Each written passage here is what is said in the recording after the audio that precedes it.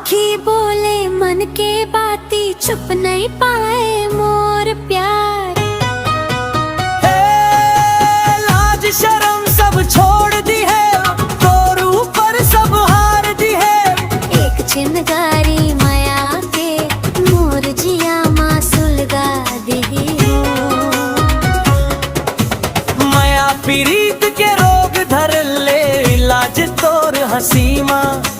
दुनिया लागे झूठ सपना, सच्चाई तोर बंसी माँ। दिया बाती रोज जलावा, तोर नाम जपम रात दिन।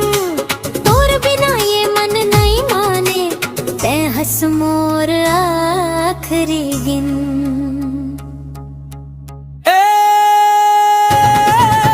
मुंदरी पहना दे, हाथ थाम ले,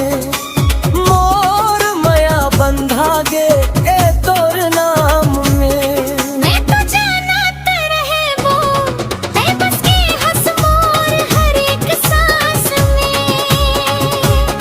मैं तो जानत रहे वे, ते बस के हंस मोर हर एक सांस में।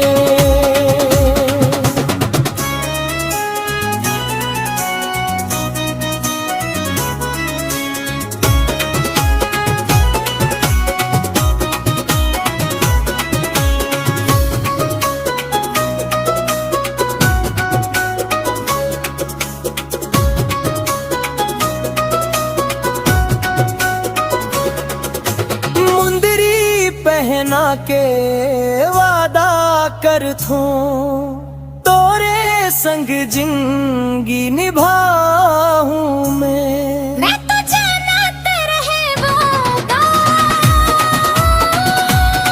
बस गे हंस मोर हर एक सांस में। मैं तो जानत रहे वो, अरे बसे हम मोर हर एक सांस में। मैं तो जानत रहे, ते बस के हंस मोर हर एक सांस में।